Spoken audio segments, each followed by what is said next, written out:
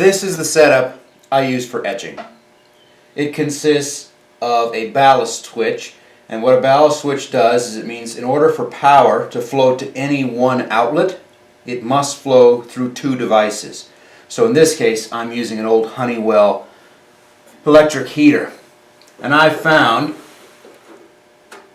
that I get the best results with the unit set at either setting 1 or setting 2. Normally setting 1, and I can't remember how many watts that translates out to. Total it's 1600, so my guess setting 2 is either 1000 or 800 and setting 1 is either 300 or 500. But what that does is that limits the current to a microwave transformer, which is just removed straight out of a microwave. And I don't have the capacitor on it. Otherwise, your microwave transformers will get hot and burn right up.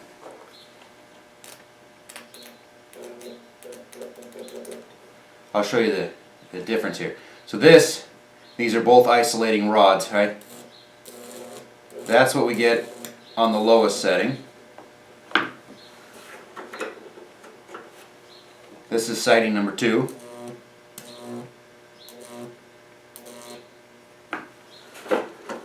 And with full current going through the heater. So believe it or not, I've found that less isn't more. I'm using 2 isolated rods. I originally used alligator clips on one side, and then this, which is a tent stake, for my electrode side there. But I like the fact that I can touch in 2 spots. The reason I did that, if the power goes in one hand and out the other hand, you die. That's just the way it's going to be. It's going to go through your heart and you're going to die. So I like the fact that I had it alligator clipped on in one spot, and I could do, you know, the old hand behind your back, and I didn't have to worry about it. I don't know, for the sake of art, I have been pushing it a little more. I also find this, by the way, is a sander roller for like an oscillating spindle sander, or it's basically a blank so that you can make your own rubber sanding drums.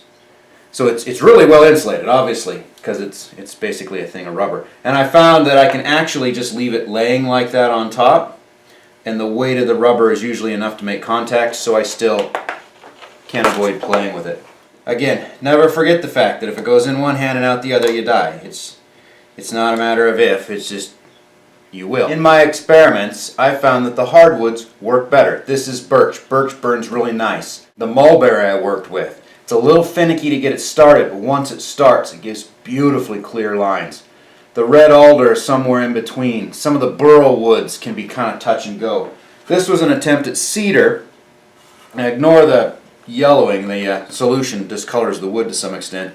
I found the cedar was so soft that the electricity was traveling below the surface, and you had to wait for it to burn its way to the top, and it was rather ugly. The solution I use is baking soda. I originally tried, a couple of years ago when I experimented with this, salt water, and I had very, very, very little luck with the whole process, and I'd more or less given up on it. And then I saw a YouTube video, and for the life of me, I wish I could track down who it was, because they deserve the nod. Coming up with using baking soda was not my idea, and maybe somebody in the links will track down the gentleman using the baking soda.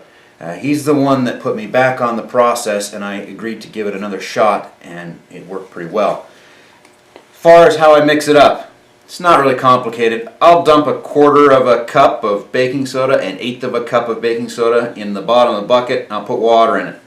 And as long as I've got a fully saturated solution, i.e. baking soda still remains in the bottom, we're still good to go. And when my water gets low, I add more water until it looks like there's not enough baking soda left, and then I add more baking soda.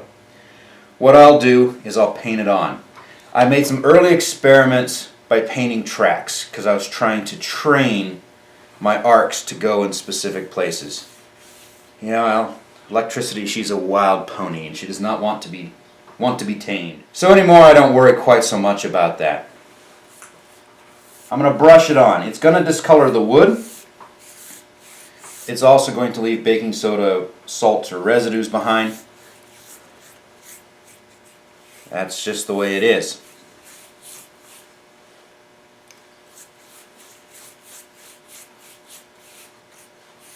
At least if you brush it on completely, the whole wood is discolored and it all matches.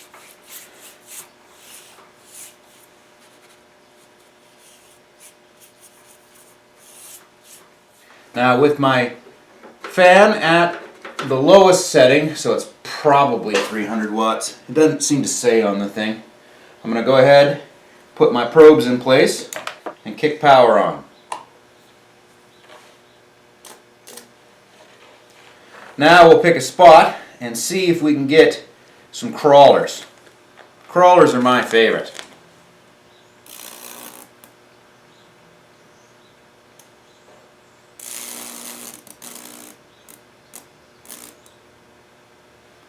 It can be sometimes hard to start.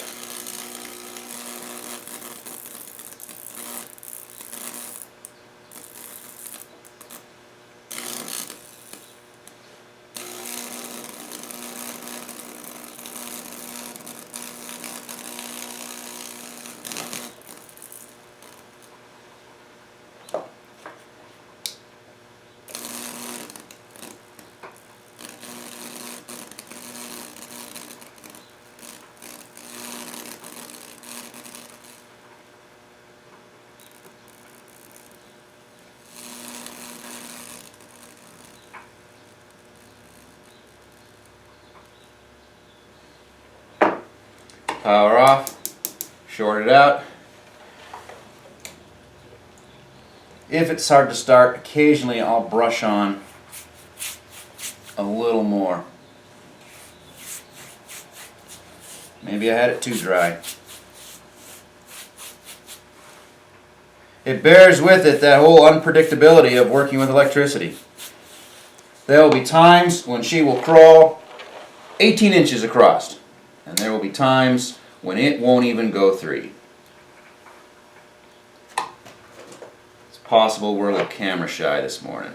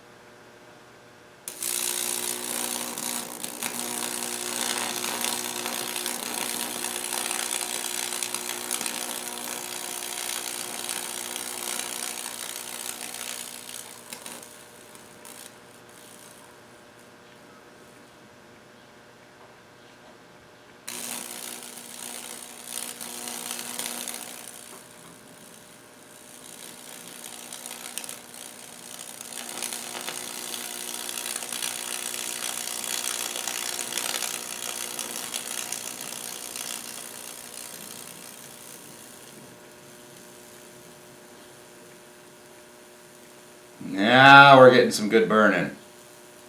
I love the fern and the fractal patterns when they come off the wood. It always fascinates me how, since the electricity is trying to get from one point to another, the roundabout ways it takes as it finds the path of least resistance, and sometimes that's way out and around.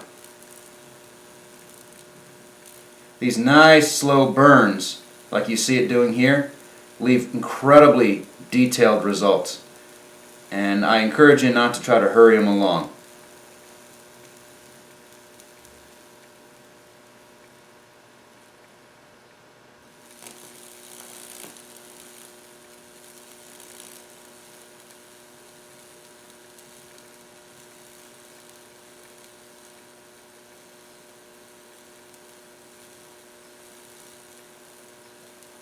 The main current path will etch down really deep into the wood, with the smaller branches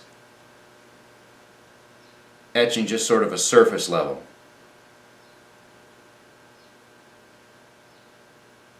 You gonna give us any more, sweetheart?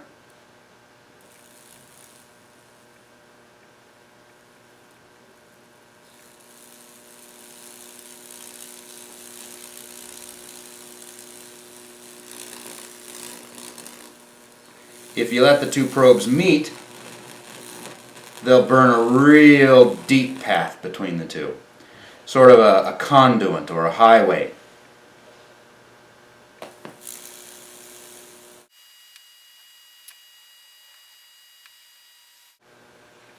Once you've got it in a pattern that you sort of are attracted to, you can try starting again in a new spot. Each time you, whoops, shut power down, short it out. Each time you start in a new spot, however,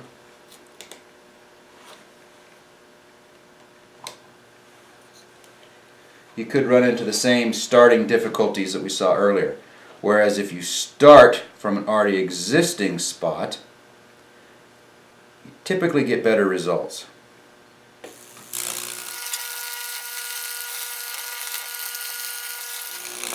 I don't want it into that brand.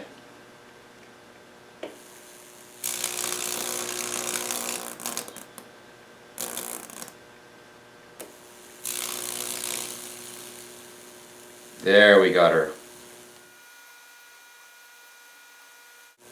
Nope, she's crawling towards that 406 brand. Don't really want that, but I do like that tendril coming off towards the VC brand. Don't think I want to let them meet, because then they'll etch this great big dark. So let's call it right there.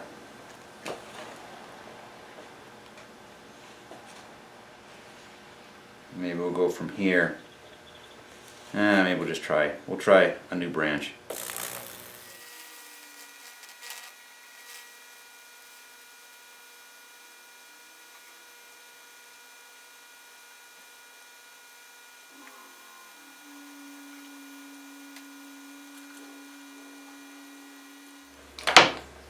And under our less is more mentality, I think we're going to go ahead and call that done.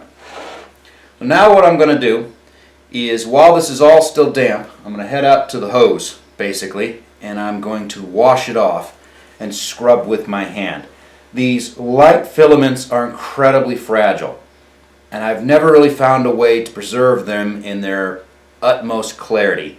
Anything you brush over the top starts to smear the soot around, and the baking soda water, as it dries, will give it sort of a white, salty look, neither of which are attractive. Nature of the beast. So I'm going to go wash this down before it gets a chance to dry out in the pores on me, and I'll set it aside and do the next one. After its bath, you can clearly see how some of the small tendrils end up washed off. So while I'd love to be able to preserve some of those, it's not as if these aren't really pretty.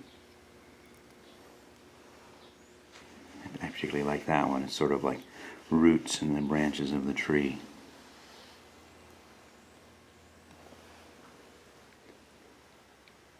This is going to raise the heck out of the grain. Let it dry completely. I use a belt sander. Unfortunately, my 6 brand right there is just barely at surface level right now. So hopefully I won't lose any detail on that. But I use a belt sander with a pretty fine belt, and I will just wisp over the top of the whole thing, and then a vibrating palm sander at, I think I go 220 and then 320, I think is what I use to get her flat. After that, spray a poly.